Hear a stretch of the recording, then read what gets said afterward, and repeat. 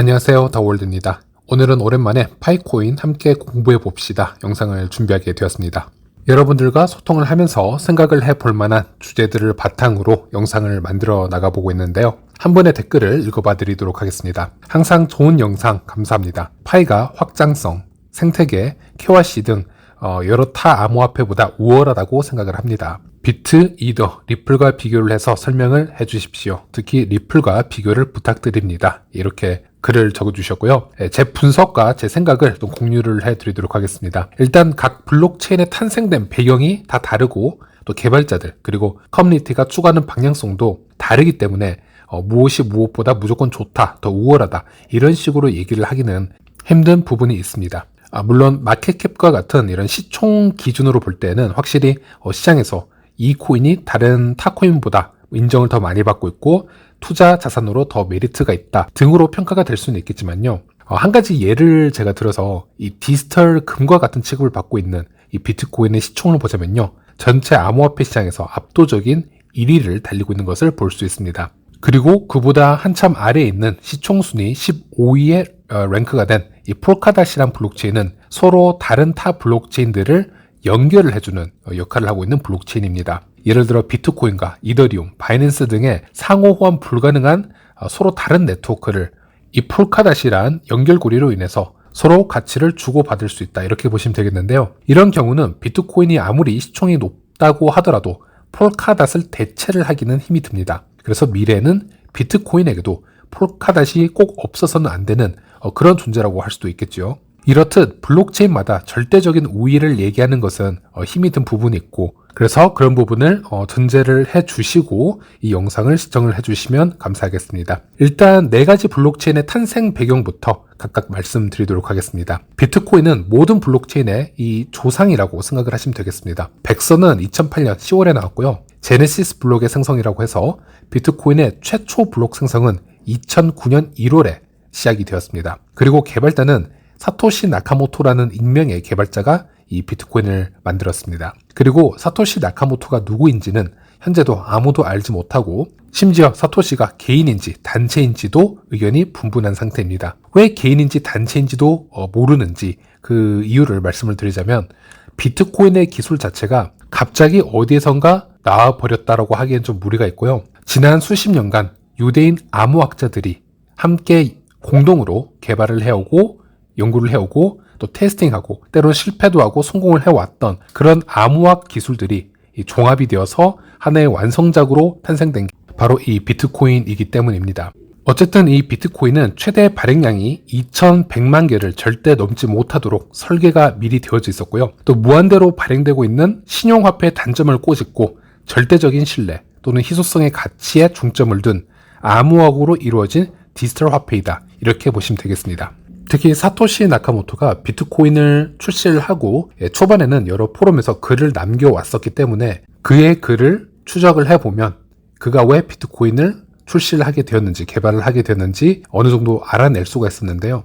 백서는 아주 간략한 핵심과 기술적 증명만을 얘기를 하였다면 이러한 사토시의 포럼 글에서는 그가 진정 비트코인을 왜 출시를 했는지를 이제 알 수가 있는 겁니다. 한 문단만 제가 읽어드리자면요. 전통적인 통화의 근본적 문제는 작동을 위해 필요한 모든 신뢰입니다. 중앙은행의 통화 가치를 훼손하지 않을 것이라는 신뢰가 필요하지만 유동성을 보유한 은행은 거의 예비 자금의 일부만 가지고 대출 거품을 일으킵니다. 우리는 은행에 우리 돈을 보관하고 전자적으로 송금하도록 신뢰해야 하지만 그들은 신용거품의 엄청난 비용으로 여러 결제를 불가능하게 만듭니다. 또한 우리의 개인정보를 신뢰하고 신분 도용범이 계좌를 털지 않도록 신뢰해야 합니다. 라는 이제 대목에서 알 수 있듯이 현재 금융 시스템의 문제점을 짚어내고 이것의 솔루션으로 대체 화폐를 개발하려고 이 비트코인을 출시했다는 것을 알 수 있습니다. 즉 한 문장으로 정리를 해드리자면 비트코인은 화폐가 되기 위해서 세상에 출현했다. 이렇게 얘기를 할 수 있겠습니다. 그리고 이더리움의 탄생 배경은 어떨까요?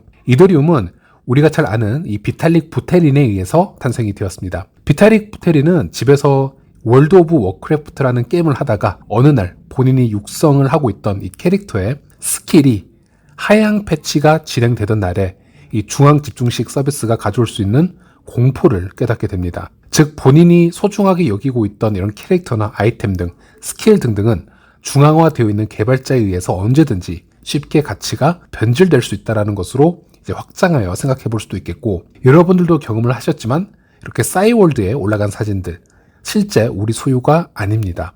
싸이월드 회사가 서버를 닫아버리거나 회사가 망하게 되면 그 서버에 사진을 업로드 해놨던 우리들의 사진들, 추억들도 함께 사라져버리게 됩니다. 어쨌든 비탈릭 부테린은 그런 이유로 비트코인을 접하게 되었고요. 그렇게 암호화폐에 입성을 하게 됩니다. 그리고 그는 비트코인의 블록체인 위에 또 다른 디지털 자산들을 생성해낼 수 있고 운영할 수 있도록 좀 더 다차원적인 레이어들을 비트코인 위에 만들어내자라는 제안을 비트코인 진영들에게 하게 됩니다.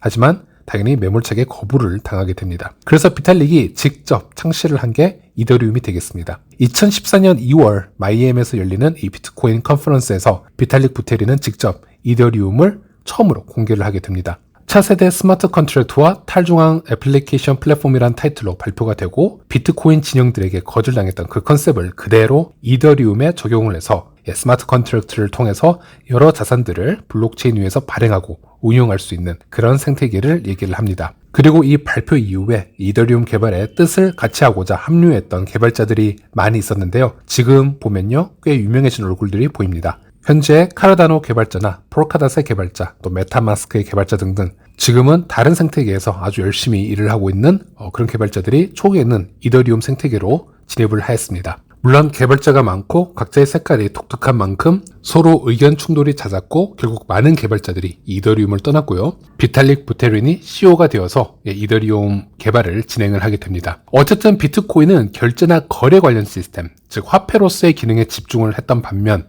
이더리움은 핵심 기술인 블록체인의 스마트 컨트랙트를 기반으로 거래나 결제뿐만이 아니라 계약서나 SNS, 이메일, 전자투표 등 다양한 애플리케이션을 투명하게 운영할 수 있게 확장성을 제공하는 데 목적을 두고 개발을 해나갑니다. 그리고 2014년 7월부터 9월까지 총 42일간에 걸쳐서 비트코인을 통해서 ICO를 진행을 하게 됩니다. 즉 이더리움의 백서를 발표하고 이 프로젝트를 보고 초기 투자를 진행하고 싶은 초기 투자자들은 비트코인으로 이더리움에 투자를 할 수 있었고요. 그러면 그에 해당되는 이더를 교환받을 수 있었습니다. 당시 비트코인 한 개당 이더리움 2,000개씩 교환을 받을 수 있었고요. 당시 ICO로 모였던 자금을 계산을 해보면 환율로 1,840만 달러의 비트코인이 모집이 되었다라고 합니다. 그리고 이더리움의 이더의 발행량은 비트코인처럼 딱히 정해져 있지는 않습니다. 그런데 그렇다고 해서 이더리움의 유통량이 또 마구잡이로 상승하는 시스템은 아닙니다. 현재 기준으로는 이더의 유통량은 약 1억 2천만 개 정도로 생각을 하시면 되겠고, 이더는 거래에 필요한 수수료의 일부분을 소각을 하는 시스템을 가지고 있기 때문에 이더리움 위에서 많은 거래가 발생할수록 소각량이 많아지고 유통량이 더 줄어들 수 있는 그런 디플레이션 구조를 가지고 있기도 합니다. 그리고 이제 리플의 탄생 배경을 한번 봐야겠는데요. 리플은 이더리움보다도 더 일찍 출시된 1세대 블록체인임을 알 수 있습니다. 이 리플은 크리스 라슨과 제드 맥킬럽이 공동 개발한 국제 송금용 블록체인인데요. 파이 유저분들이라면 이 제드 맥킬럽에 관한 이름은 몇 번 들어보신 적이 있을 거라 생각을 합니다. 여기서 제드 맥킬럽은 리플에서 쫓겨나서 자체적으로 이 스텔라를 다시 개발을 하였고요. 파이는 이 스텔라의 코드를 기반으로 또 다른 블록체인을 개발하고 있기 때문에 파이오니어 분들도 이 제드 맥킬럽의 이름을 알고 있는 경우가 많습니다. 네, 그리고 이 리플이 만들어진 이 핵심 목적은 국제 간 송금을 위해서 만들어졌고, 블록체인의 특성 중 이 탈중앙화를 좀 포기를 하고요. 효율성과 이 확장성에 중점을 둔 블록체인이라고 보시면 되겠습니다. 빠르게 거래 처리가 되기 위해서는 거래를 처리하는 노드 수를 최소화할 필요가 있고, 이 노드도 개발자들이 지정한 이 비영리를 추구하는 노드에서만 운영이 된다면 좀 효율적인 처리가 가능해질 수 있겠습니다. 즉 매우 중앙화된 블록체인의 시스템이다, 이렇게 얘기를 할 수 있겠고요. 기존의 은행에서 기존 스위프트망을 이용해서 국제 송금을 하려면 상당히 불편한 부분이 많았었습니다. 우리가 해외에 있는 누군가에게 어떤 기업에게, 회사에게 송금을 하려면 상대방이 사용하는 은행의 스위프트 코드나 계좌번호, 지점명, 영문 주소까지 모두 알고 있어야 하는 그런 번거로움이 있었는데요. 당연히 송금의 이유도 작성을 해야 되는 경우도 있었고, 또 송금 시 수수료도 상당히 높은 편이었고, 송금 시간도 며칠 정도 걸리는 경우가 대부분이었습니다. 리플은 이러한 불편함을 개선하기 위해서 만들어졌습니다. 즉 리플망을 사용하게 되면 이 모든 것이 블록체인의 거래 속도만큼, 즉 몇 초 만에 모든 것이 검증이 되고 빠르게 이동이 가능하다, 지금 이 얘기를 하고 있는 것이고요. 참고로 리플과 XRP의 차이점을 좀 아셔야 되는데, 리플은 이 기존의 리플랩스라고 불리우던 이 회사명이 리플로 정식 변경이 된 것이고, 또 이 모든 생태계를 지칭해서 리플이라고도 얘기를 하고 있습니다. 그리고 리플에서 사용하는 이 네이티브 코인을 우리는 XRP라고 부르는 것이 맞습니다. 하지만 그냥 편의상 우리는 이 XRP 코인을 그냥 리플 코인이라고 부르기도 합니다. 그리고 리플의 암호화폐 이 XRP의 최대 공급량은 1000억 개입니다. 상당히 많은 편인데요. 그리고 유통량의 절반은 에스크로 락업이 걸려 있고요. 또 나머지 유통량 약 530억 개가 지금 유통이 되고 있다. 이렇게 생각을 하시면 되겠습니다. 즉 다시 정리를 하자면 비트코인이 디지털 화폐로 사용되기 위해 나왔고, 이더리움이 스마트 컨트랙트 기능으로 여러 탈중앙 앱의 생태계를 만들기 위해서 나왔다면, 리플은 국제 간 송금을 매우 빠르고 효율적으로 지원하기 위해서 탄생했다. 이렇게 보시면 되겠습니다. 그리고 이번에는 파이의 탄생 배경에 대해서 한번 알아보도록 하겠습니다. 이런 얘기를 하면 어떻게 들리실지 모르겠지만, 파이는 비트의 특성과 이더의 특성, 그리고 리플의 특성을 모두 가지고 있는 매우 독특한 암호화폐라고 얘기를 하고 싶습니다. 물론 이 부분에 대해서도 여러 영상을 만들어 나가면서 설명을 하나씩 해드리도록 하겠습니다. 일단 처음으로 돌아가서 2019년에 파이 네트워크 백서 출시부터 얘기를 해보도록 하겠습니다. 파이의 파운더는 스탠퍼드대 박사 출신이자 블록체인 교육을 담당하고 있던 니콜라스 코칼리스 박사이고요. 그리고 그의 아내이자 같이 스탠퍼드대에서 인류학 박사로 강의를 하고 있던 청디아오가, 그리고 또 경영학 석사인 맥 필립이 주축을 이루어서 이 파이 프로젝트를 시작을 하였습니다. 그리고 대외적인 인터뷰는 맥 필립이 주로 해왔었고, 니콜라스와 청디아오는 내부적인 개발에 집중을 해왔었는데요. 결국 서로의 뜻이 맞지 않아서 맥 필립은 프로젝트를 떠나게 됩니다. 그리고 파이라는 프로젝트의 탄생 배경을 이해하기 위해서는, 그 목적이 무엇인지 알기 위해서는 파이의 백서를 이해를 해야 되고, 개발자들의 인터뷰를 많이 봐야 되는데요. 당연히 제 채널은 파이오니어 분들을 위한 채널이니 다른 코인들보다 좀 더 디테일하게 설명을 해드리자면, 2019년에 발표된 파이의 1차 백서를 보면 비트코인의 장단점을 구체적으로 백서에 다 명시를 해놓은 것을 볼 수 있습니다. 그 당시 단점 또한 분명하게 언급을 하고 있는데요. 이 비트코인의 단점으로는 권력과 돈의 중앙 집중화가 생겼다.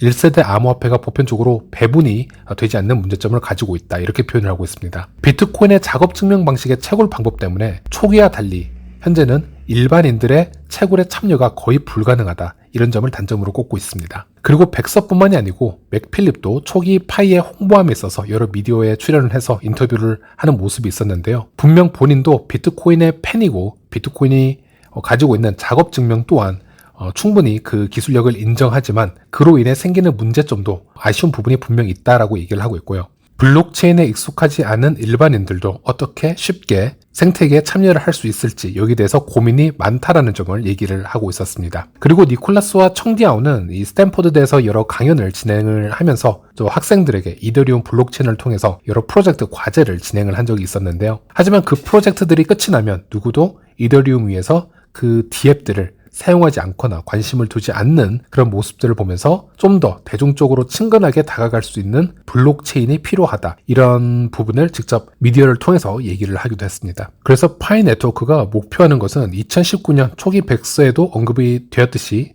비트코인과 같은 디지털 화폐로서 사용이 되기를 원하되, 또 블록체인에 관심이 없었던 일반적인 사람들조차 쉽게 접근하고 참여를 통해 코인 보상을 얻을 수 있는, 즉 전 세계인들이 사용할 수 있는 암호화폐를 만들고자 파이를 출시하게 되었다라고 얘기를 하고 있습니다. 여기서 재밌는 것은 백서의 출발은 비트코인과 같은 화폐의 개념으로 출발이 됩니다. 그리고 파이 네트워크의 백서의 중간 부분을 보면요, 비트코인과 같은 화폐의 방향성은 제시하되 또 이더리움과 같은 블록체인 위에서 여러 대배 개발과 거버넌스를 만들려고 하는 방향성도 함께 포함하고 있는 것을 볼 수 있었습니다. 즉 2019년 초기 백서 때부터 이미 파이 프로젝트는 비트코인의 화폐적인 목적과 이더리움의 디앱 생태계를 통해 웹 3.0의 방향성을 함께 계획하고 있었음을 알 수 있었고요. 이미 본인의 소개서에서도 이더리움의 비탈릭 부테린보다 스마트 컨트랙트의 개념을 먼저 본인이 생각을 해내고 논문으로 발표했음을 또 이렇게 직접 언급을 한 것으로 보아 파이 개발팀이 어떤 비전을 가지고 있는지 또 확인을 할 수 있는 부분이 있었고, 그리고 마지막으로 파이 네트워크는 리플의 특성을 이어받은 것처럼 발행 코인으로 시작을 했다라는 겁니다. 파이 또한 리플과 같이 최대 발행량은 1000억 개로 이루어져 있으며 그리고 파이의 유통량은 리플과는 좀 다른 부분이 있는데요. 한 번에 모두 발행을 해서 시장에 대거 유통시키는 방식에서 벗어나서요. 좀 더 독자적인 방향을 택하고 있습니다. 파이는 초기에 개발비를 위해서 ICO나 프리세일을 하지 않았습니다. 그 얘기는 순수 유저들이 참여로 보상을 받은 파이코인만 지금 파이 블록체인에 유통이 되고 있다는 얘기고요. 심지어 지금은 거래소의 자율 상장도 막아버리기 위해서 파이 네트워크는 폐쇄형 메인넷을 고집을 하고 있습니다. 즉 현재 이 블록체인 위에서 파이의 유통량이 증가하고 있다는 것은 파이 생태계의 유입 인원이 비례적으로 증가하고 있다거나 아니면 그 커뮤니티 인원들이 매일 어떤 활동을 하고 있고 그에 상응하는 보너스가 이 블록체인으로 들어오고 있다. 그래서 배분되는 코인 양이 늘어나고 있다. 이렇게 해석을 하시면 되겠습니다. 그래서 정리를 해보자면 파이는 비트코인처럼 화폐처럼 사용이 될 수도 있지만 또 이더리움처럼 스마트 컨트랙트 위에서 여러 디앱 개발도 가능하면서 코인의 시작점은 이 리플처럼 발행 코인의 형태를 따르고 있다. 이렇게 보시면 되겠습니다. 이런 부분이 파이에게 참 흥미로운 부분이라고 할 수 있겠는데요. 그러니까 비트나 이더나 리플의 특성들이 다 조금씩 있다라는 것이고요. 그리고 영상이 너무 길어지고 있기 때문에 다음 영상에서 각 코인의 발행량과 그리고 유통량 그리고 코인의 가격에 대해서도 한번 얘기를 해보도록 하겠습니다. 시청해주셔서 감사합니다.